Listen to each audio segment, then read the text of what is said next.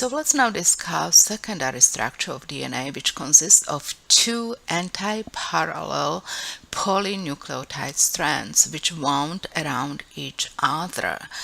Anti-parallel. You remember we discussed this. One strand of DNA runs from 5' to 3'. You have phosphate on 5' and hydroxyl group on 3', and second strand runs opposite direction from 5' to 3'. These two strands, these two anti-parallel strands, are complementary to each other. They are not identical. Let's say if you have adenine in one strand, it would pair with thymine. When you have cytosine in one strand, it would pair with guanine, another cytosine, guanine, and so on. You can continue. So compare these two strands to sequences. This sequence here is not identical to this sequence. However, they are complementary. And this complementarity provides very efficient base for accurate and faithful DNA replication, which we will discuss in the chapter 12. Now, next things I would like to point at are the forces which hold these two anti-parallel strands together. There are two basic forces. One are hydrogen bonds formed between complementary nitrogenous bases. You know that there are two hydrogen bonds between adenine and thymine and 3 hydrogen bonds between cytosine and guanine. However, there is also second force that contributes to stability of DNA, and it is an interaction between the stacked base pairs in the interior of the molecule. Within the molecule, DNA molecule, you see here, the adjacent base pair are aligned so that the rings are parallel and stack on top of one another. And the stacking interactions actually stabilizes the DNA as well.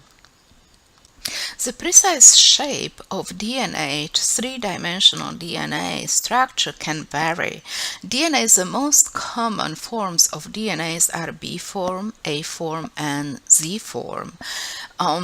Original Watson and Crick model described reflected B form of DNA structure.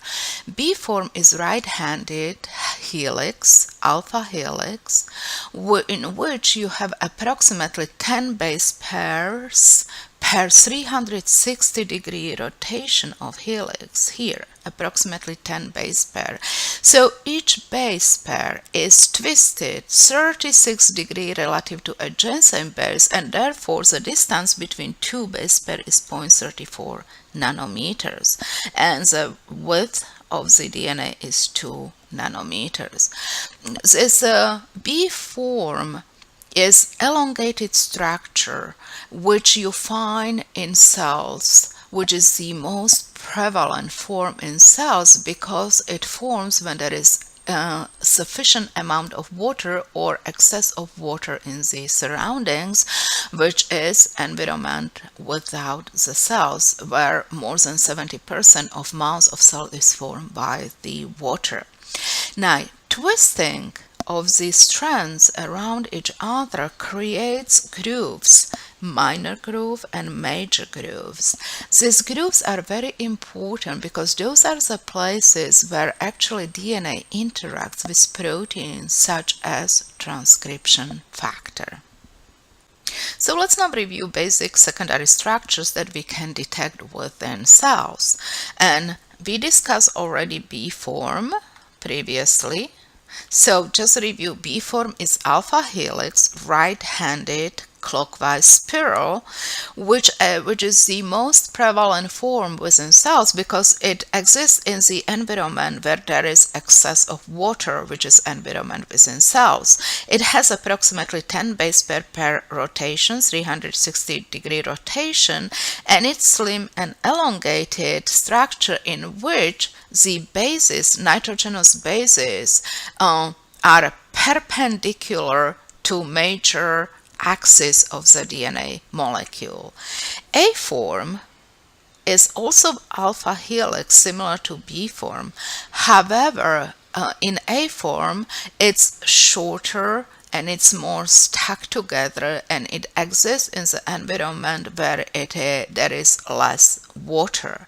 An example might be spores of bacteria. You know, when the bacteria does not have optimal condition to replicate, reproduce, it forms spores which are resistant and which can persist for a long time, let's say in soil or in air, and those spores have very little water inside. So usually when you analyze DNA from bacterial spores, you find DNA in A form. The last form I would like to talk about is Z form. Z form is different from B and A form. It is left-handed helix, so it is not clockwise, but it's counterclockwise helix. And it forms, as the name suggests, zigzags back and forth structure form where, let me step back, where in Z form, sugar and phosphate backbone, zigzag back and forth, which gives this DNA specific structure and also the name. So is this Z form physiologically relevant? Firstly, Z form was first identified under high salt solution when DNA was extracted. In old days, we extracted DNAs with very high salt solutions. So it was thought first that it was an artifact of the DNA extraction. However, it has been found that Z form is formed when there is stretch of cytosine and guanine nucleotides side by side. And when the experiments were conducted with zDNA specific antibodies, it was actually found that this antibody would bind to certain region of DNA that has been transcribed into RNA. And as you know, CpG islands are common upstream of the promoter. So it was suggested that zDNA might play a role in the regulation of expression of the of gene expression from DNA molecule. Now, one last thing I would like to point at is that one DNA molecule, if you have one DNA molecule right here, it can have partial B form. Let's say this form, you have B form, and it can switch into Z form. So this would be B and this would be Z, and it can continue again as a B form. This is normal for DNA. DNA does not need to have whole molecule in one form. Besides the forms of DNA we discussed previously, you can actually find very special structure which can be formed within DNA and particularly RNA. The most common structure you find is hairpin structure. What is hairpin structure? If you have sequence with DNA or RNA which is inverted, look here, this is AGCGT and here is TCGCA. So if you have this inverted structure and when the DNA or RNA strand bands, these two inverted structures are complementary to each other and they will pair right here and they will form the stem of hairpins. So hairpins has stem and loop, where actually in loop you have base pairs in between of these inverted sequences which do not pair. Now you find hairpins very often within RNA molecules. They have numerous hairpins which allows them to fold into very complex structure, and these hairpins also beside folding also plays a regulatory role in RNA function. So another special structure that can be formed within DNA and particularly RNA is a stem. Stem is very similar to hairpin where you have inverted sequences. However, in this case you don't have a loop in between of them, so this complementary sequences form the stem. Now, within RNA, the combination of hairpins and stems can form these very complex structures. And this complex structure plays, as I mentioned before, very important role in the function of the different RNAs. So another special structure you can find within DNA are palindromes. You know, palindromes in the English language means that you can read from front and from the back. So let's say such as word rotor. You can read it from this way and you can read it this way. So we also have genetic palindromes.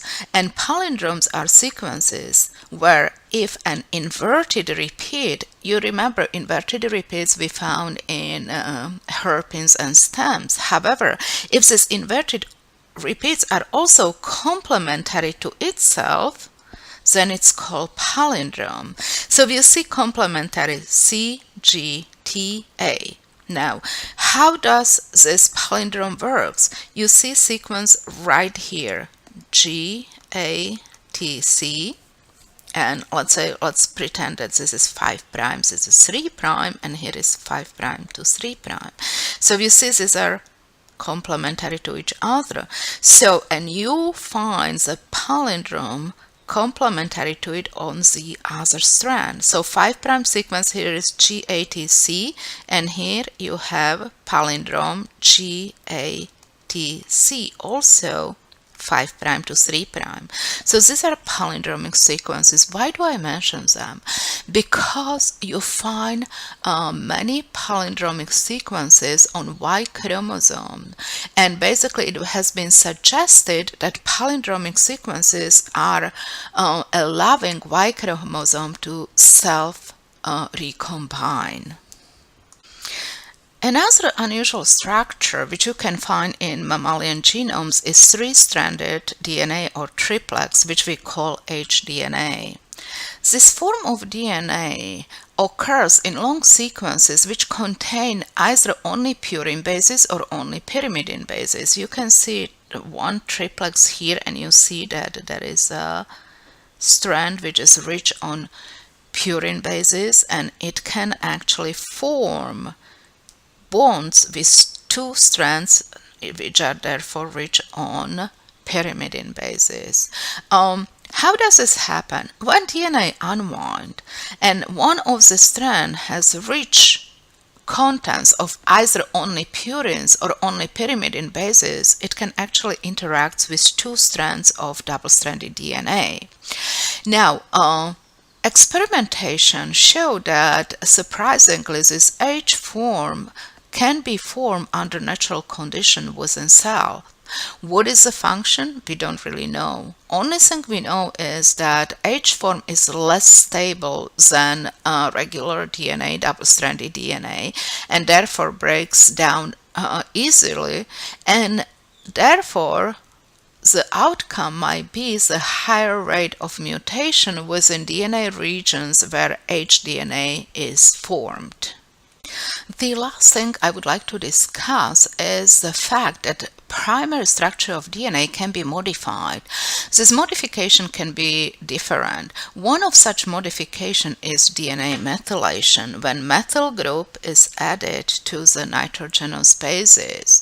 DNA is frequently methylated on cytosine, and in bacteria on adenine and cytosine. And in eukaryotes, predominant methylation is on cytosine, which forms 5-methylcytosine, which is outlined right here. So let's consider what might be the function of methylation. In bacteria, you remember bacteria, they usually have methylation on cytosine, but predominantly on adenine, and eukaryotes, predominant methylation is on cytosine, forming methylcytosine. So what was suggested in bacteria, that bacterial genome methylation actually functioned to distinguish bacterial genome from invading viruses, bacteriophages. And you know that bacteria evolves a very primitive way of fighting the bacteriophages. They produce restriction enzyme, and the restriction enzyme actually recognize methylated and non-methylated DNA. That what was suggested for function of the methylation of bacterial genome.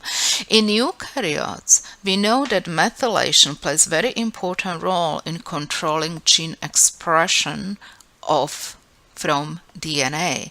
Usually heavily or highly methylated regions of DNA are silent, and they have to be demethylated in order for genes to being expressed. In eukaryotes also, methylation serve as a recognition of the original strand of DNA. It's very important for DNA polymerase for the proofreading activity to recognize which strand is original and which strand is newly synthesized in order to correct bases which were incorporated inappropriately.